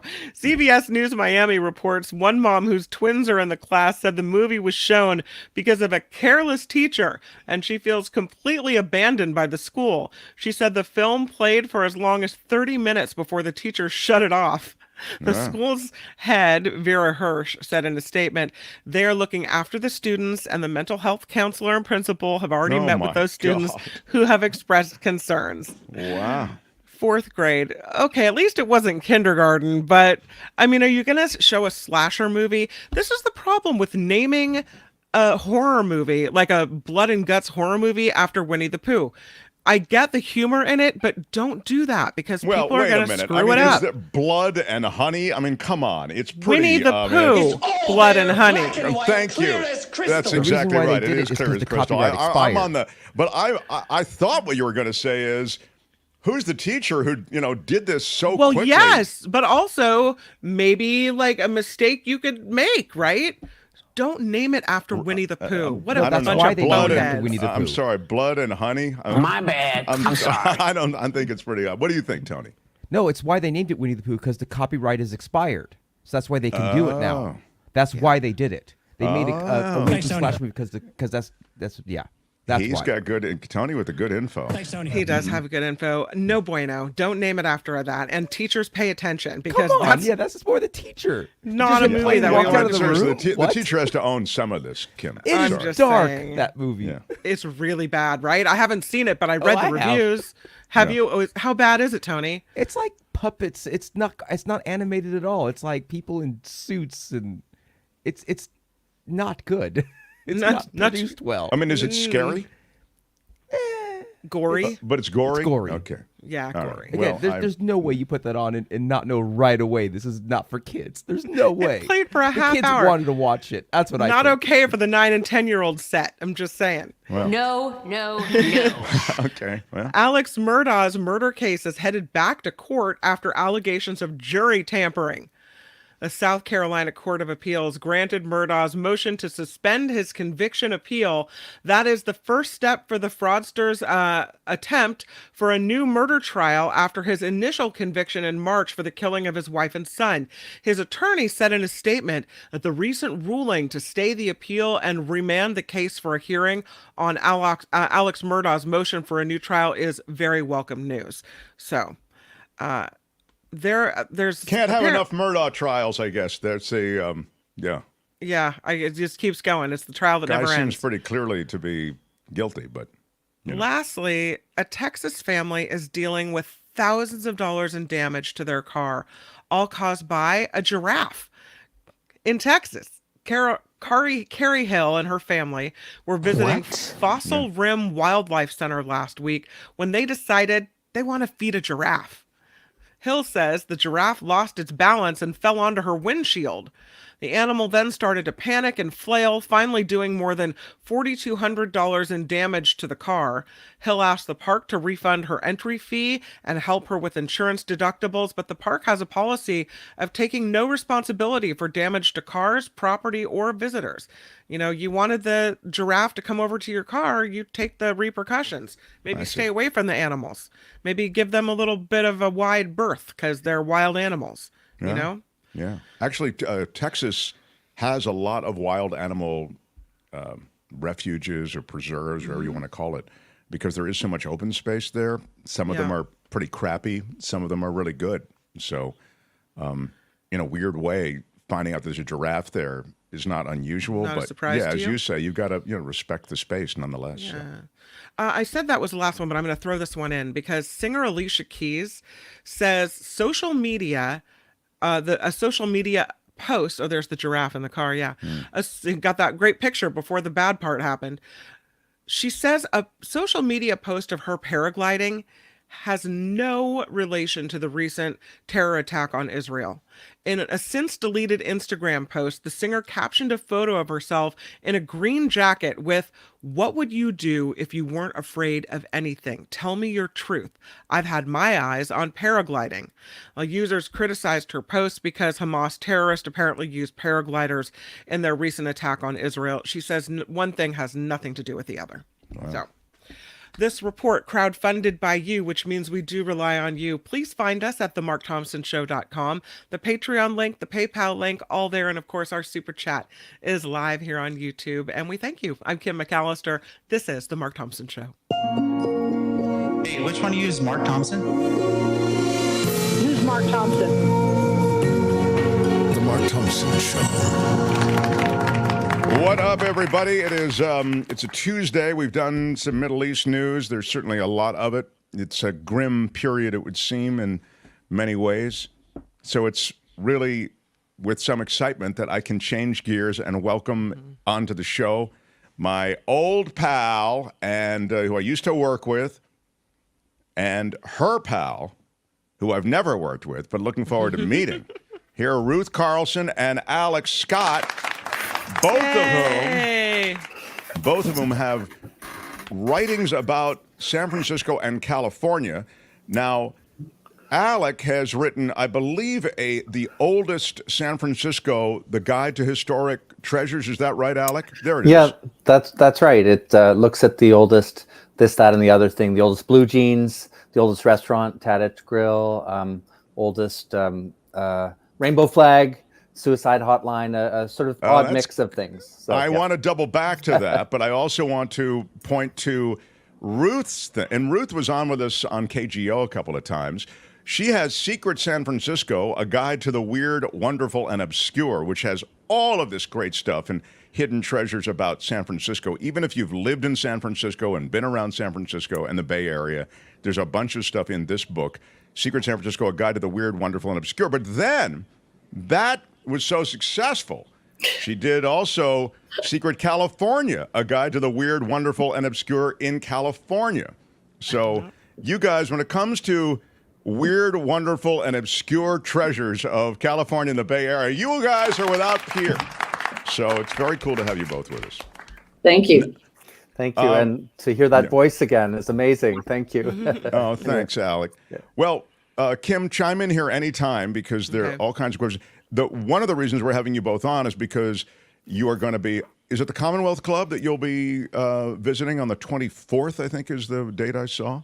That's right, at 5:30. Alec and I are he's going to talk about oldest San Francisco. I'm going to talk about secret California. We're going to have a trivia contest. It's going to be a lot of fun. Oh, that's cool. Yeah, that does sound like fun. We'll remind everybody again before we say goodbye. Alec, let me start with you. It's been a heartbreak for a lot of us who love the Bay Area to watch the changes. And I imagine for you who've chronicled so much of the treasures that have survived history, what are your thoughts on what's happened? And I'm wondering if you've seen any of those treasures sort of as casualties of changes in the city. Between COVID and other developments, it's been a bit of a tough time. When you look at stories like I looked at, you realize the resilience of the city over time, coming through the amazing, of course, the quake and fire in 1906. But yeah, they're longstanding institutions that are struggling. The old Art Institute, the famously Anchor Brewery is looking for a white knight to save it. The oldest tiki bar news was maybe it might be struggling. So I have loved San Francisco since first visiting in 1988, and we moved here about 15 years ago. I feel that it has a lot of juice left in it, but yeah, it's got to reinvent again and find ways through the difficult stuff. So it's funny, the promise of tech was realized. I mean, tech came in and it transformed south of Market and it transformed the city, and all of this money and all of these people and all of this brain power, it all came in. It's hard to imagine that would go sideways, Ruth, you know? Well, yeah, it is. But we've seen ups and downs in the city forever. I mean, go back in time to oldest San Francisco. But also now they say that AI is moving in like crazy into the financial district. So I personally feel like it's going to be another big boom. And I also feel like, you know, they talk about the doom loop or whatever. You can't take away the beauty of San Francisco. You can't take away the essence of San Francisco. And the financial district may have been suffering, but the neighborhoods are doing great. I mean, North Beach is on fire. There's so many new restaurants. There's so many new music places. So I think it really depends on what you talk about. It's a small city, but the neighborhoods are doing great. No, that's interesting to hear. I couldn't agree more. I just think it's so spectacular as a place to be, and the vistas take your breath away every day, you know. But so tell me about the things that make your list, Alec, as places that, you know, really are hidden gems and treasures in the city of San Francisco that are sort of, one shouldn't miss them. You know, that I tried to retell some of the stories that people know a bit about, the Ferry Building, Alcatraz, the Presidio, Mission Dolores, but there were lots of things that I found that I did not know, even as a sort of reporter on the city.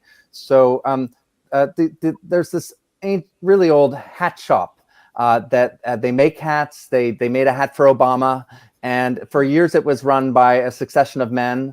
And then 4 women took it over and learned the trade, and so it was great to see the old mechanisms that they used to make hats and the transformation that can happen with the hat. And it was right next to the oldest tiki bar, so got to go there right afterwards. Where is the oldest tiki bar? You've mentioned it twice now. Oh, it sounds to me like you're a frequent visitor to the oldest. Well, there you go. Trader Sam's. Of course, a lot of people know the Tonga Room, which is more well-known in the basement of the Fairmont Hotel. But Trader Sam's is the last, sort of the oldest one in the world at present.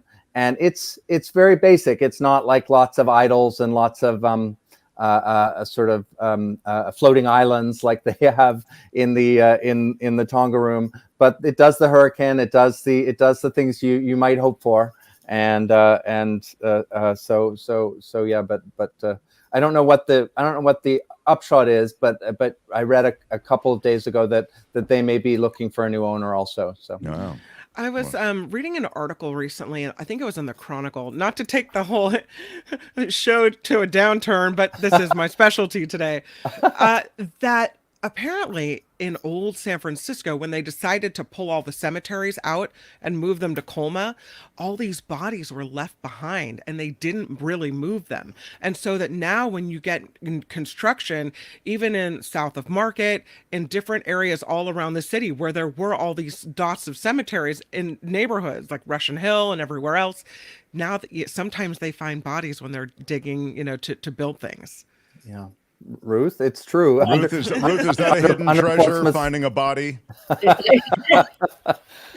Have you found one, Ruth? No, I'm not going to. No comment. What? I swear I shouldn't have outed you that way. So I read that about the bodies. I do know, and I'm sure Alec knows this too, that there are headstones in various places in San Francisco because the poor people, they moved the rich people, but the poor people, if they didn't pay to have their bodies moved, they took the headstones, and they're in Bernal Heights, and they're in Mason, and they're along the street, certain places, and you'll see something you're like, what is that? What is it? There was when I lived in an apartment at Fell in Divisadero, we had a garage that was half cement and half just sand, like it was nothing but just built on sand. And there was a headstone back there, not in place, but just like leaning up against the side of the wall. Just like, is that crazy? I may have died here, I may not. Yeah. Right. Who knows? Just a headstone left behind. Yeah. Yeah. I interviewed the owners of the oldest funeral home, a family right out of 6 Feet Under, and they had responsibility for moving a bunch of graves from near the Legion of Honor near Land's End down to Colma. But yeah, still many remain, and so yeah. Yeah. Michael says, Kim, they call that the dead center of town. There you go. All right, everybody. There you go. All right. Yeah, no ding for that? Okay. All right, there you go. So it's fun to hear both the stuff that has survived and is special about San Francisco. And the thing that I really take away from this conversation is that you guys feel as though San Francisco, oddly, is if it were a stock, you'd put in a buy order. You feel as though it's on a comeback, actually. And I mean, the media is slow to pick up on this because the smash and grab stories and the sense of both lawlessness and also confusion with the San Francisco board, the soups and those who run San Francisco seems constant. But both of you feel as though that works itself out and San Francisco is resurgent. I do personally. I mean, I live in Russian Hill, and I love my neighborhood. I love North Beach. I love Fisherman's Wharf. The Tenderloin is obviously an issue. It's bad. It's wrong that that the city hall has got to get its act together. But it's coming back. There's no more smash and grabs. They won't allow that anymore. I know. I used to go to the Walgreens and I'd see people, Ross, and I'd see people walking out with big bags of stuff, and I'm like, what? God, it's just wild, isn't it? Yeah. There was a security guard there, and I'm like, I guess you can't do anything, huh? And they're like, no. And I'm, why am I paying? But they don't allow that anymore. The city is Union Square is all cleaned up. They have cops there, and they also have these. They're bringing all the retired cops back to be goodwill ambassadors. They're there. So Union Square itself, although they did have that Dior break in at 5:30 in the morning the other day, but. That is if a goodwill ambassador had been there at 5:30, I wonder what would have happened. Yeah, Dior for everyone. Lazy bums, yeah, those lazy bums. It is totally cleaned up. So no, I personally feel, and I think part of it might be Gavin Newsom's putting pressure on San Francisco. I personally feel he wants to run for president, and I think he's looking at San Francisco to fix it up. But that's just my personal opinion. Here's a question from Lori: isn't Cannery historic landmark or something protected? It's Steinbeck related. Can you speak to that? Well, that's in Monterey, right? Yeah, Cannery Row. Yeah, down in Monterey. Cannery in San Francisco also, isn't there or not? Yes. Am I wrong? Oh, is there? Okay. Alec, do you know much about it? I don't. The comment was referencing Steinbeck, so that would be the one down in Cannery Row, which inspired that amazing novel. But I don't know about the cannery complex in San Francisco. So. It's very old in San Francisco, but I don't know if it's a historic landmark. It probably But is it the oldest? Because Also- then I would know about it. Also, a nightclub called the Hurricane on Pacific Street. I have a picture of my 99-year-old mother there in 1944, says Mackay. Wow. She's 99 now rather than then, I guess. Yeah. Ruth, your book is really all about California, and you were mentioning that you have some secret places, not necessarily in the Bay Area, but a little beyond.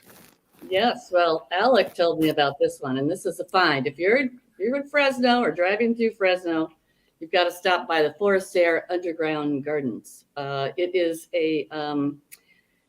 it's an underground, basically, mansion. It was going to be a resort, but the Baldassare Forte, try saying that.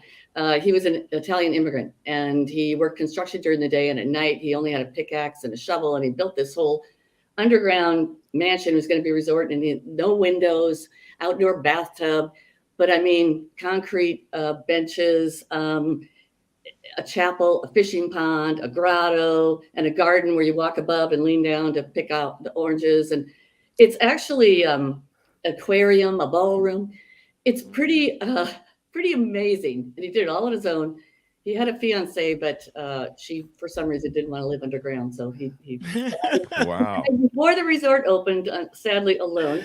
Like the mole people, it seems kind of dark and depressing with no windows. No, actually, no, it really isn't. There's actually a lot of light because a lot of. I'm sure they handle the lighting issue, Kim. Thank you. It was just, but it's There it is. Wow. Yeah, if it was an Airbnb, it would be like everybody would be there and do an Instagram. Right. It's an historic landmark, but it's very cool. Thank you, Alec, for that recommendation. I always felt, wow, that really is cool looking, man. Yeah. So now it's just a tourist spot? Now, you pay money and get a tour, and it's interesting. It's worth going to. I always felt one of the best treasures, and just to be clear, Ruth has written a book about treasures in San Francisco and the Bay Area, and also one about California, two different books. The spot in California that I always felt was so great was that Hearst Castle. I love that. Oh, yeah. And everybody just goes to the regular tour. I was just recently in Morro Bay, and they have like tours of the kitchen and tours of. Oh, wow, that's great. Cool. They didn't used to have that. If you're a member, which unfortunately I wasn't, and you pay a lot of money, they're now letting people swim in the pool, which they never did. Oh my God, that's incredible. It's expensive though. Like it's pretty pricey. Yeah. In the past, only like the Hearst family could do it. Yeah. You can't put a price tag on a good swim at the Hearst Castle, Kim. I'm sure it's well worth it. All right, I remember Mark's paying. That's right. Mark Thompson Show field trip. That's right. I just feel like that's a great. There used to be 3 tours of the Hearst Castle. There it is, the pool. And I think there are several pools, and there's an indoor pool too. I know because it's got this incredible mosaic that I think is gold leaf or something. Everything is it's Trumpian in how over the top the this gilded world was. But there it is, the indoor pool. Thank you. I always felt like that's really cool, an indoor pool like that. I'm sorry. And then look at the lantern. It's just gorgeous. God, the things. There used to be 3 different tours anyway, and I used to take all 3 of them. Sometimes it would take 2 days because the tours are so long. But I just think that's a great stop, so I recommend it. Most people probably watching this have been there before. Well, those movie stars used to go swimming there naked back in Well, that's a very good I remember driving near there and double taking on the zebra running next to the road and realizing that it was a leftover from her big menagerie. We're like, is that a zebra? I think that's a zebra. So yeah. Crazy. Yeah. Crazy. Wow. And this, I think what happened with Hearst Castle, just to round it out, was that it became the maintenance and the taxes were so prohibitively high that the family just, surrendered it back to the state, sort of, and it's run by the state of California, I believe. Well, I'm excited for your Commonwealth Club appearance, guys. It'll be the 24th, and it starts at 5 o'clock. Is that what you said, Ruth? 5:30. 5:30. CommonwealthClub.org to get tickets. CommonwealthClub.org. Yeah. And Alec and Ruth will be there, and there's trivia, and it should be a lot of fun. I mean, the Commonwealth Club has so many great things, and this really seems like a fun one, you know? Yeah. So congratulations. You know, Kim, Ruth was the queen of the newsroom back at KRON when I was believe there. It. Mm-hmm. Yeah. All the boys were circling her desk all the time. Some things never change, everybody. But check her out along with Alec at the Commonwealth Club. And again, there they both are. The oldest San Francisco secret, California. The Commonwealth Club on the 24th. Ruth Carlson and Alex Scott. And check out their books. His is The Oldest San Francisco. Hers, Secret California, A Guide to the Weird, Wonderful, and Obscure. And also Secret San Francisco, A Guide to the Weird, Wonderful, and Obscure. Thank you, guys. Stay in touch. Come visit again. Bye. Thanks so much. Yeah, bye. Thanks.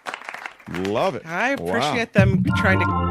The Mark Thompson Show. What's that, Kim? I appreciate them trying to keep the old history and the kind of quirky stuff of San Francisco and our state alive.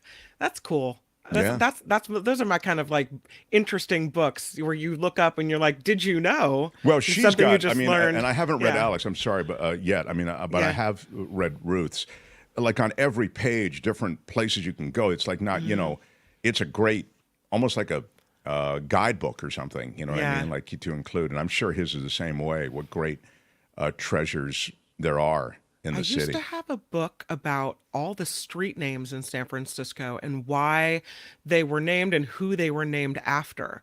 And I remember the McAllister Street name because you know it's spelled differently with only one C, and I have two. But apparently, Mr. McAllister was a very successful, I want to say, attorney in San Francisco, and he's known for losing his entire fortune on the turn of one card. Wow, that is extraordinary. So you hear these stories, like this. Wow, quirky stories about street names and about why, you know, who these people were in history that these were, and so you drive around the city and every time you see a street name, you know, you remember the stories and it becomes more interesting. Wow. Yeah. I'm just looking through. You're right. I mean, the stories fill out every place, give it a texture and a color, right? Yeah. It took, William says, it took all my self-control not to jump in the pool while on a tour of Hearst Castle on a very hot day. Ain't that the truth? God. It's funny. Very funny. Well, Kim and Tony, I have question. I've just received a word that Ruth Carlson, I was about to say, has broken her Mark Thompson mug. Oh, she no. She needs another one. Thank you. Ruth, please bring her back in for this. Yes. Can you? Yeah. I want you to explain why I was with the California mug. Yeah, I want a full explanation as to why the mug was broken. I mean, it's outrageous. That is outrageous. I'm going to file a class action suit. I'm sure there's other people that. What happened? I don't know. Did it arrive broken or not? No. It was great. I was just looking through all my mugs. I'm like, where is it? Maybe I gave it away. Maybe I gave it to my sister. She's a big fan. Wait a minute. What? You gave it away and weren't even aware of it? It doesn't even have a... Well, hold on a second. She's a big fan. Kim, I don't know what to do. This is one of my Bigger fan lifelong than Ruth, friends, Ruth apparently. Carlson. Yeah. She Listen. doesn't know whether she I'm gave it away or whether it broke. I'm gonna buy How's that possible? I mean, let me put it another way. Maybe you can understand it. If it was a wedding ring, would you go, I don't know. I either lost it or I gave it away. No, you never see it. So it's a thing of treasure. This should be just as important and should occupy that kind of reverence. Why are you yelling? Within your home. Why are you yelling? Heather says, these mugs are dropping like flies. We broke one too the other day, Ruth. This is outrageous. Dillette says, another one bites the dust. Oh, my God. It's about as bad as it can possibly get. It is. I'm going to get a bunch for Christmas presents. I didn't know we were engaged. I didn't know it was an engagement gift, Mark. I didn't know. But it is Muggate. Thank you, Russ. Yeah. I'm going to get a bunch for Christmas presents. I have 9 siblings, so lots and lots of, Muggate is right. This is outrageous. Well, I'll see. I don't know where I'm going to get more mugs. I'm thinking maybe over my right shoulder. But look out for those San Francisco people might break in and steal them. It's the most treasured cornerstone item when it comes to merch on the Mark Thompson Show. And so a moment of silence, please, for apparently the breakage or the giveaway. It's gone missing. Maybe somebody just stole it. Maybe somebody broke it and stole it. All right. If you'll pass along your address, I'll see to it. By the way, I make this point. I have to buy the mugs too. So I buy them and send them out because we don't, it's not like I'm a merch factory. It looks like I am, but I have everything you see. I put up the dough for. The rod of equity and mercy, Calvin?